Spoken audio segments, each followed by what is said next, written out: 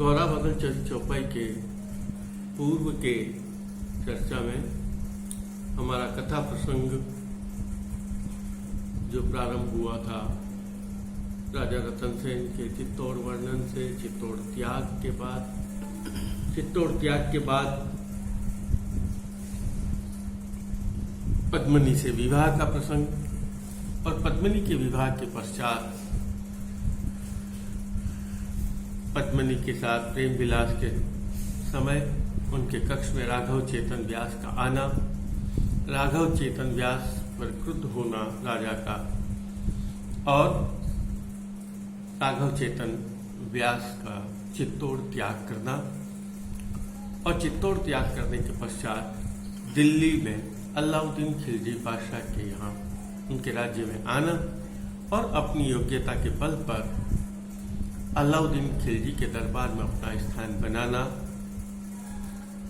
षड्यंत्र पूर्वक वह पद्मिनी की चर्चा चलाता है और अलाउद्दीन के मन में पद्मिनी के प्रति एक आकर्षण पैदा कर देता है। अलाउद्दीन जब पूछता है कि पद्मिनी कहाँ मिलेगी, तब वह उसे सेना के साथ सिंघल द्वीप ले जाता है और वहां सिंघल द्वीप में सेना का असफल प्रयास रहता है अलाउद्दीन खिलजी की सेना का सिंघल द्वीप की विजय पर समुद्र को पार करने। फिर सेनापतियों के विमर्श के बाद राघव चेतन के सलाह मशविरा के पश्चात बादशाह अलाउद्दीन खिलजी के सामने एक झूठी सेना प्रस्तुत की जाती है जिसे सिंघल द्वीप की सेना कहा जाता है और यह कहा जाता है कि यह आपके सामने समर्पण कर रहा है और भेंट आदि भी देता है। अलाउद्दीन खिलजी उसे अपनी विजय मानकर पुनः दिल्ली लौट आता है। यहाँ तक का प्रसंग अब तक हमने देखा था।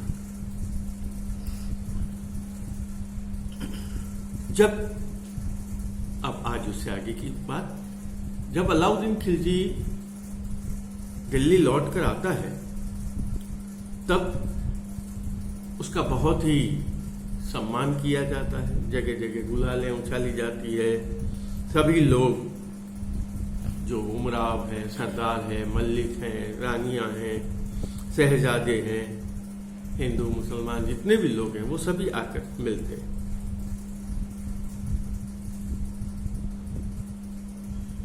और लोग पद्मिनी के बारे में जानना चाहते हैं, पद्मिनी कहाँ है। तब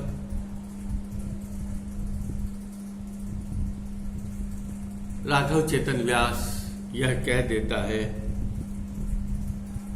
कि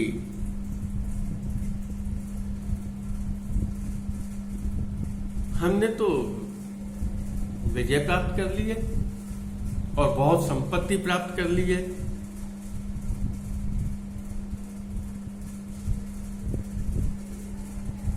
इधर जब वह पहुंचते हैं दिल्ली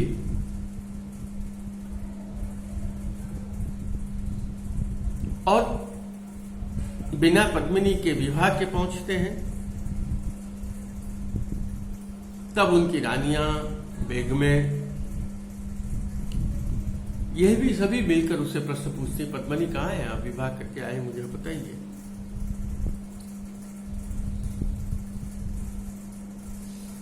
और वो कहती है पद्मिनी कैसी है, हम भी उसे एक बार देखना चाहते हैं। अलाउद्दीन के सामने यह सवाल आ जाता है, पद्मिनी के बिना तो यह महल सब सुनना ही है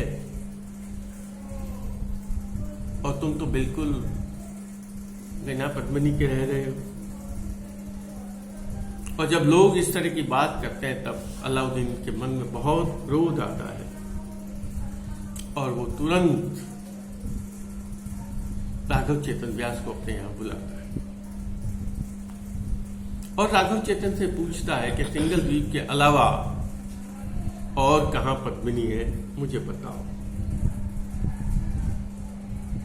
राघव चेतन व्यास जिस षड्यंत्र के अनुसार चल रहा था उसे लगा यह उचित अवसर उपस्थित हो गया है और वह कहता है बादशाह सलामत, सिंघल द्वीप के अतिरिक्त भी एक स्थान पर पद्मिनी नारी है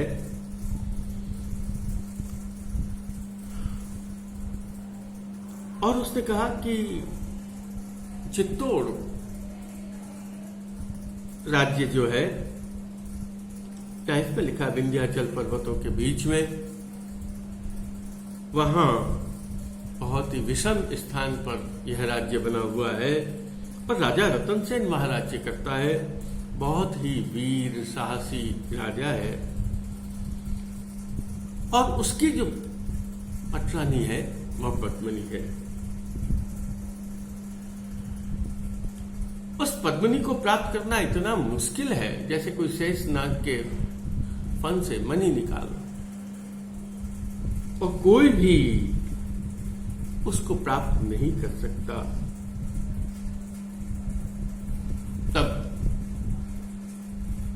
अलाउद्दीन खिलजी उस राघव चेतन को कहा, अरे हमने तो बिल्कुल ही व्यर्थ ही समय बिताया, हमें वहीं जाना चाहिए और मैं चित्तौड़ जाऊंगा।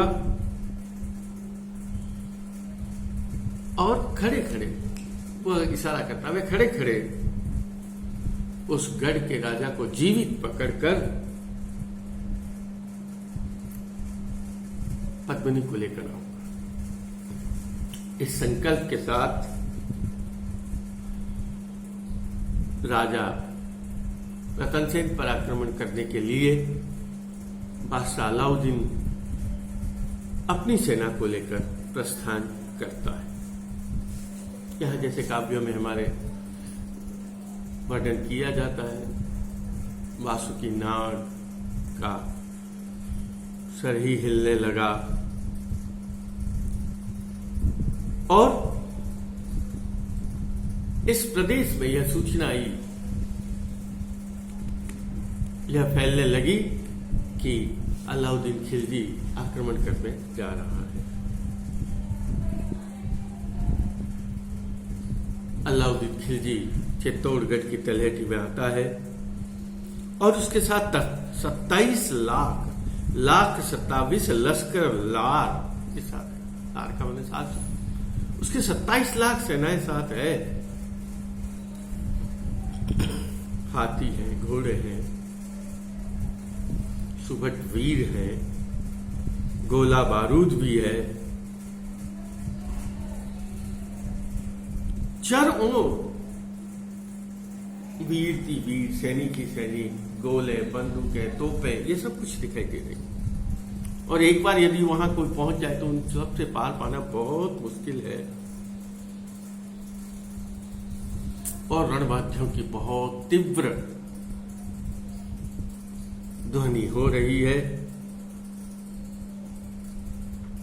और इस प्रकार का वातावरण बन जाता है कि अब युद्ध होगा। अलाउद्दीन खिलजी राजा रतन सेन पर आक्रमण करता है। राजा रतन सेन भी बहुत रोष में भरता है, क्रोधित हो जाता है और वह ये सोचता है जबरदस्ती अलाउद्दीन खिलजी मेरे यहां क्यों आ गया, मेरे ऊपर आक्रमण करने के लिए।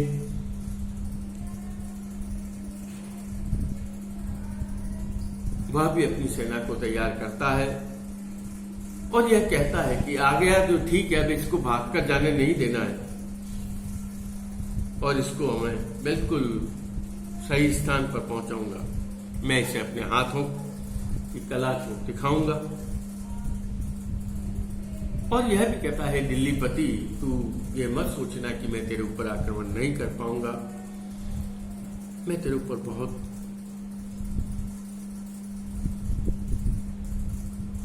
तीव्र आक्रमण करूंगा। सिंघल द्वीप से भागकर आ गया,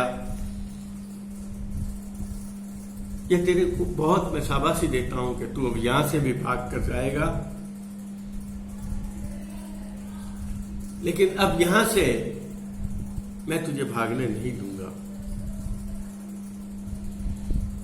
वह अपने गढ़ को तैयार करता है, सेना को तैयार करता है और गढ़ के चारों ओर अपनी सेना को लगाता है। अलग अलग जगह अलग अलग वीर आ जाते हैं।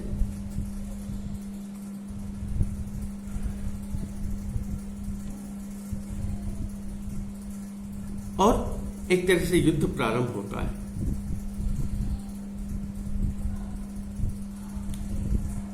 बाण गोलियां छूटती हैं, लेकिन चित्तौड़गढ़ पर बादशाह की उस सेना का आक्रमण का कोई प्रभाव नहीं पड़ता। गढ़ पर, पहाड़ पर क्या असर होने वाला है गोलियों का। इधर एक एक कंगूरे पर सैनिक बैठे हुए हैं। वो जब आक्रमण करते हैं तब अलाउद्दीन खिलजी की सेना पर बहुत नुकसान होता है।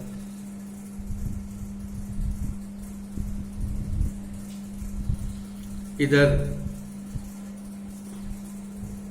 वो लोग सोचते हैं कि इस पर आक्रमण करें गढ़ पर चढ़कर, लेकिन जैसे ही गढ़ पर चढ़कर वो निशानी वगैरह लगाना चाहते हैं, वहां से पत्थरों पर आक्रमण होता है, वो नीचे गिर जाते हैं।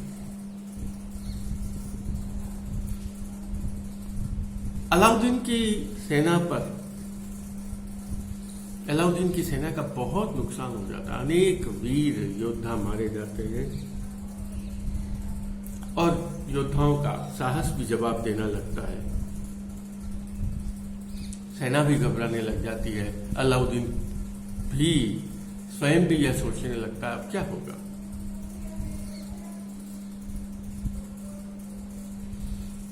इसी समय अलाउद्दीन खिलजी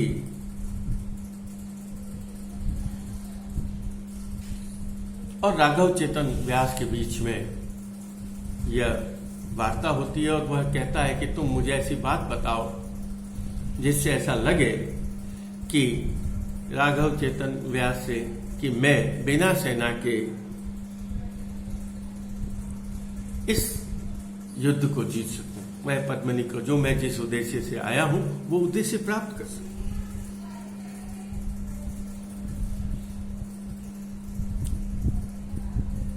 तब वह कहता है आप अपने एक प्रधान को राजा के पास भेजो। और वह कहता है कि मैं कुछ भी नहीं चाहता हूं, मैं केवल पद्मिनी के हाथ से भोजन करना चाहता हूं। इसके अतिरिक्त और मेरी कोई भी इच्छा नहीं है। एक बार पद्मिनी को देख लूंगा, उसके बाद यहां से चला जाऊंगा। मुझे आपसे बाकी कोई अभिप्राय नहीं है। ऐसा कहकर वो एक प्रधान को भेजता है। प्रधान रतन सेन के दरबार में जाता है और राजा रतन सेन पूछता है तुम यहां क्यों आए हो। और वह कहता है मैं तो आपसे बहुत स्नेह करता हूं। अलाउद्दीन खिलजी का संदेश है। और वो कहता है हमारे बीच में कोई भी ऐसी झगड़ा नहीं है। मैं तो वापस जाना चाहता हूं, वापस चला भी जाऊंगा। मेरी एक ही शर्त है कि आप मुझे अपने गढ़ को दिखाएं और पद्मिनी के हाथ से मुझे भोजन कराएं। पद्मिनी को देखकर मैं जब प्रसन्न होऊंगा तो उसके बाद मुझे कुछ नहीं चाहिए और उसके हाथ से भोजन करके मैं चला जाऊंगा और मुझे संतोष की प्राप्त होगी।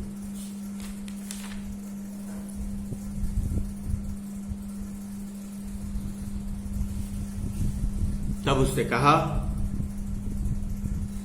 राजा रतन सेन ने,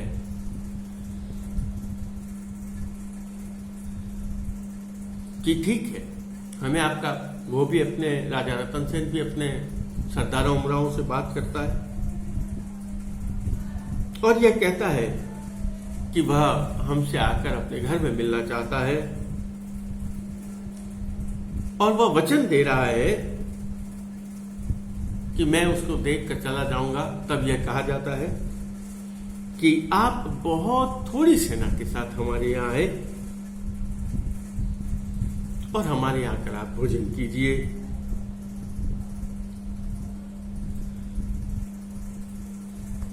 और भोजन करके वापस जा सकते हैं। वचन दे दिया जाता है इस तरह का। और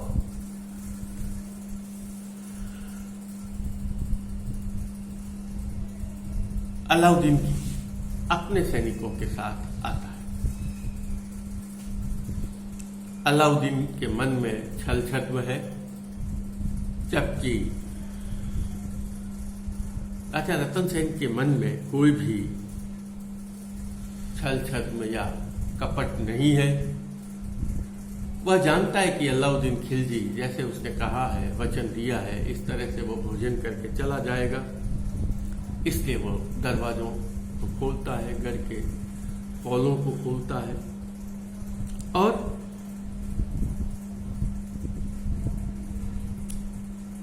उसके साथ 30,000 की सेना महल में प्रवेश कर जाती है।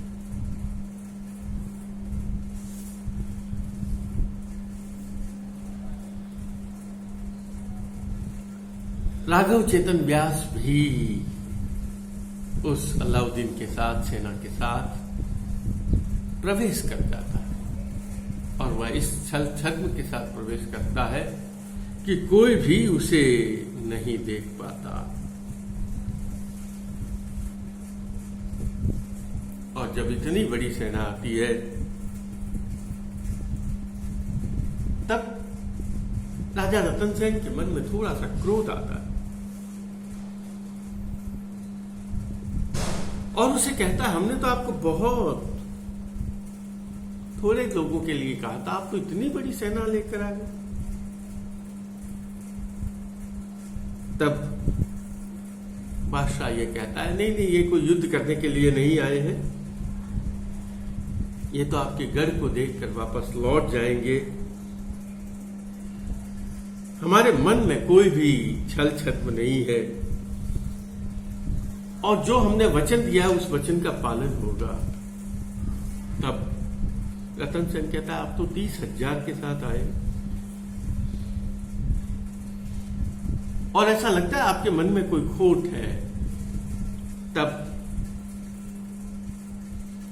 अलाउद्दीन कहता है, आपको मेहमानों के साथ इस प्रकार का व्यवहार नहीं करना चाहिए। आप तो बहुत संपन्न राजा हैं, बहुत अन्न धन की आपके यहाँ कोई कमी नहीं है। हम तो केवल भोजन करने के लिए आए हैं, युद्ध करने के लिए नहीं आए हैं। भोजन करवाने में किस बात का संकोच और पैसा खर्च करने में भी किसी प्रकार का संकोच नहीं होना चाहिए। हम तो भोजन करके वापस लौट जाएंगे, जो हमने वचन किया है वो पूरा हो जाएगा। इसके पश्चात राजा रतन सेन के द्वारा भोजन की तैयारी की जाती है और भोजन के संबंध में वह गढ़ को देखता है। दोनों एक दूसरे से मिलते हैं और उनके मिलने से ऐसा लगता है कि अब इनके बीच में किसी प्रकार का कोई भी दोष नहीं है, किसी प्रकार का अब इनके मन में छल छद्म नहीं है।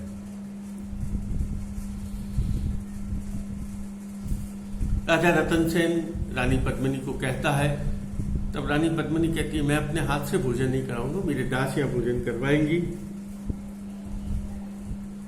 और मैं तो दूर ही रहूंगी। वह अपनी सभी दासियों को तैयार करती है और सभी दासियां भोजन की परोसने की तैयारी में हैं।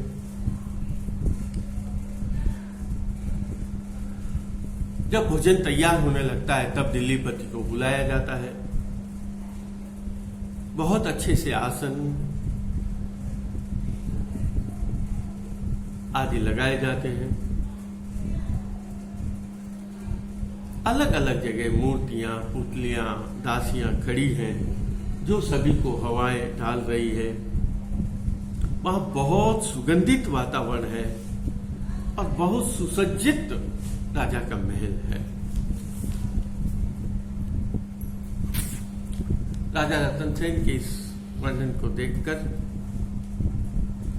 बादशाह बहुत प्रसन्न होता है। इस प्रकार के सौंदर्य को देखकर बहुत प्रसन्न होता है। दासियां आती है, कोई आसन लगा कर जाती है, कोई बाजोट लगा कर जाती है, कोई थाल लगा कर रख जाती है, कोई हाथ धुला कर चला जाती है, कोई चमर धुला रही है। इस प्रकार वे सुंदर सुंदर दासियों को देखकर अलाउद्दीन खिलजी बहुत प्रसन्न होता है और उसकी व्याकुलता बढ़ जाती है पद्मिनी को देखने। जैसे जैसे दासियां आती है वो उसका मन कहता है क्या यह पद्मिनी है, क्या यह पद्मिनी है, क्या यह पद्मिनी है। यही वह विचार करने लगता रहता है। और वहां खूब सारी जब दासियां एकत्र हो जाती है तब वो सोचने लग जाता है इसमें पद्मिनी कौन है। और जब उसे पता चलता है ये तो दासियां है तब वो कहते हैं जिसकी दासियां इतनी सुंदर है वो स्वयं कितनी सुंदर होंगी। और वह व्यास से पूछता है पद्मिनी का। तब व्यास कहता है राजा सुनो, बादशाह सुनो, पद्मिनी जब आएगी तब ऐसा लगेगा मानो बादलों में बिजली चमक रही हो और सोने में जितनी चमक होती उतनी वह चमक लिए है। अंधेरे में जैसे रोशनी का प्रकाश होता है और जिसको देखते ही त्रिलोक में आनंद की उपस्थिति होती है, जो कमल के समान सुंदर है।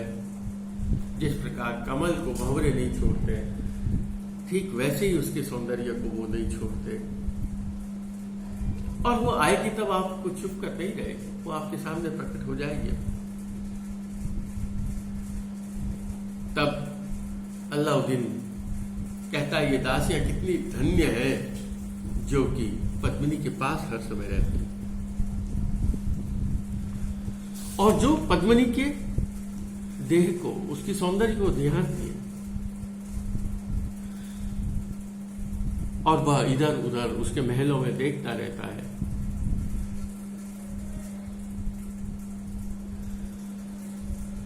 और वह राजा रतन सेन के भाग्य को भी सराहता है।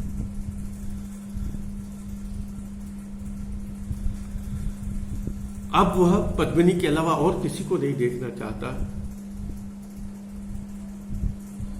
और इधर राघव चेतन व्यास और अलाउद्दीन खिलजी आपस में बात।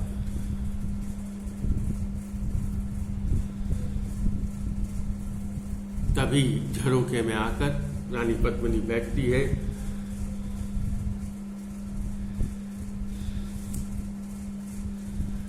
और उसके झरोखे में बैठते ही अलाउद्दीन की तरफ वह व्यास कहता है देखो उस झरोखे में पद्मिनी आकर बैठ गई। उस रतन जड़ी हुई जालिकाओं में वह जो बालिका बैठी हुई है वह प्रत्यक्ष पद्मिनी है।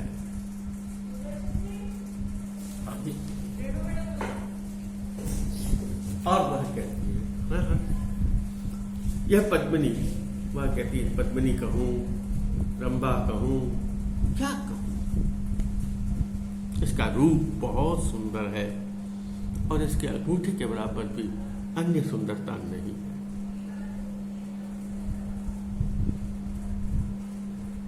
बादशाह उसको देखकर मूर्छित हो जाता है और गिर जाता है। तभी राघव चेतन उसे कहता है बादशाह संभलो, कहीं हमारी लाज न चली जाए। तुम आप धैर्य को धारण करो और अच्छे से कोई उपाय करो। यह राजा रतन सेन के हाथों में है और अब आप अपने पास लेना चाहते हो, इसलिए कोई धैर्य धारण करके ऐसी कोई बात विचारो जो ये आपके साथ आए। सभी बहुत तभी भोजन प्रारंभ होता है। भोज और सभी तसल्ली से भोजन करते हैं।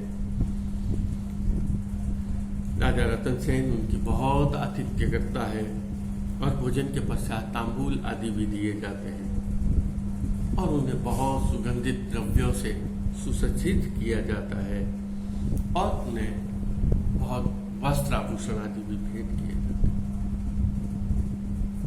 और जितने भी अतिथि आते हैं भोजन के बाद उन अतिथियों को भेंट भी दी जाती है। राजा रतन सेन से अलाउद्दीन निवेदन करता, मुझे गढ़ देखना है और हमें आए हुए बहुत देर हो गई, अब हमें गढ़ दिखाइए। तब राजा रतन सेन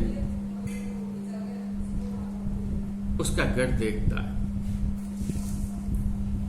उसके गढ़ को देखकर बहुत प्रसन्न होता है और अब प्रस्थान की विदा की बेला आती है और राजा रतन सेन को अलाउद्दीन कहता है कि आपने हमारी बहुत सेवा करी है, आतिथ्य सत्कार बहुत अच्छा किया है, हमारे लायक यदि कोई सेवा हो तो आप हमें बताएं और अब हमें विदा दीजिए। राघव चेतन मौन रहता है, वह तो छुपा हुआ है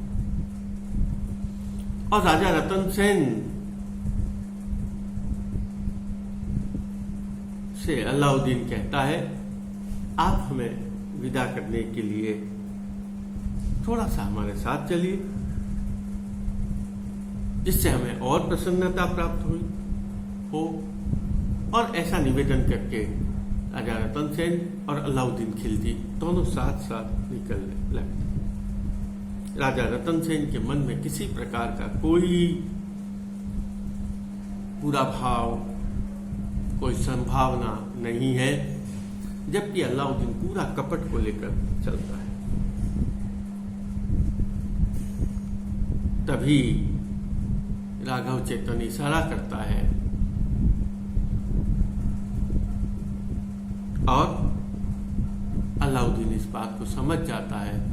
जैसे ही राजा रतन सेन गढ़ के बाहर निकलता है,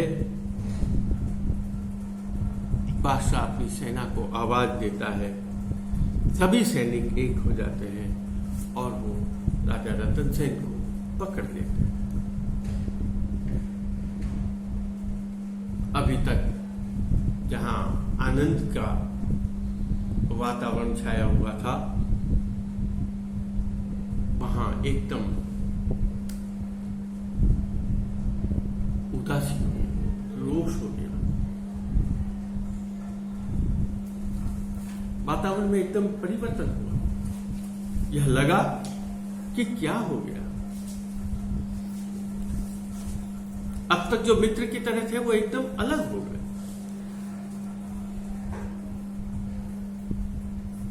और राजा रतन सेन को अलाउद्दीन अपनी सेना में लेकर आ जाता है और उस समय उसकी सेना का ऐसा लगता है मानो,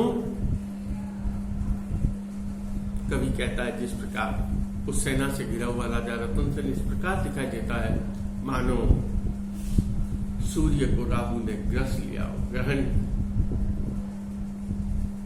से ग्रसित जो सूर्य होता है ठीक वैसा ही राजा रतन सेन दिखाई दे रहा है। राजा रतन सेन को बेड़ियों में जकड़ दिया जाता है और अलाउद्दीन खिलजी उस पर जुल्म शुरू कर देता है।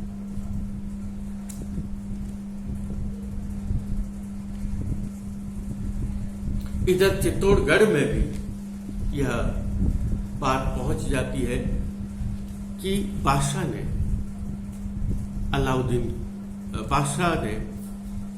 राजा रतन सेन को गिरफ्तार कर लिया है और उसे अपने लश्कर में ले गए। सभी लोग रतन सेन की सेना के अपनी सेना को तैयार करते हैं और गढ़ के किले बंद कर दिए जाते हैं।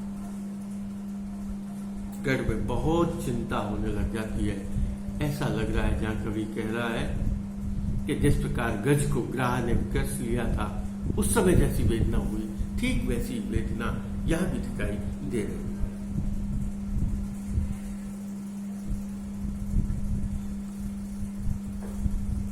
राजा रतन सेन का पुत्र वीरभान आकर बैठता है और सभी से इस घटना के संबंध में चर्चा करता है और यह कहता है कि हमें तो गढ़ में ही जूझना है।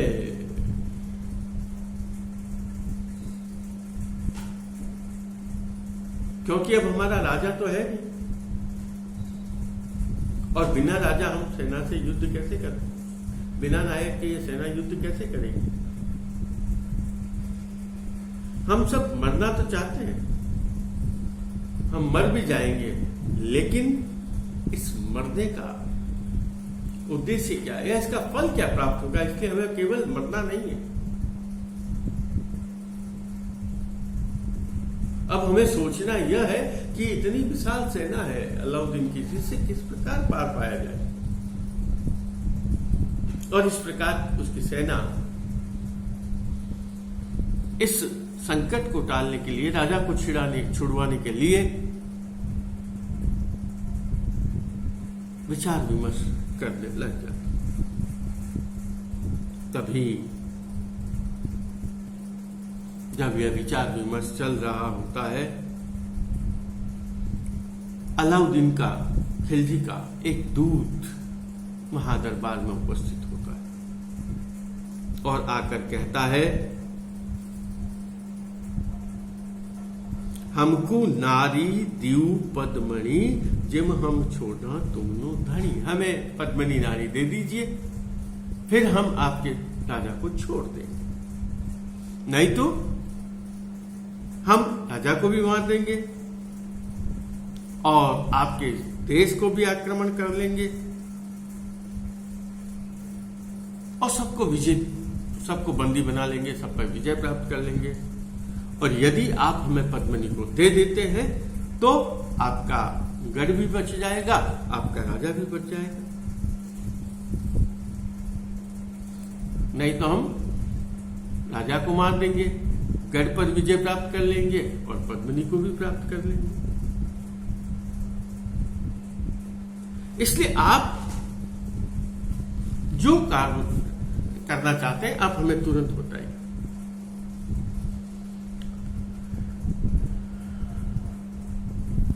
और जो बात आप कहना चाहते हैं हमें ऊपर जवाब दीजिए।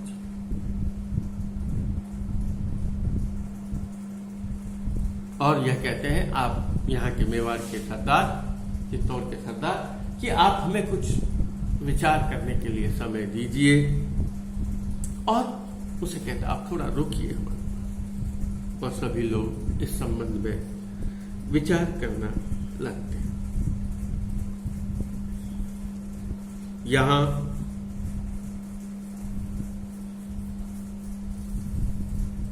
गढ़ के जितने सरदार हैं और जिनका नायक अभी वीरभान बना हुआ है, वह अपने सरदारों और उमरावों के साथ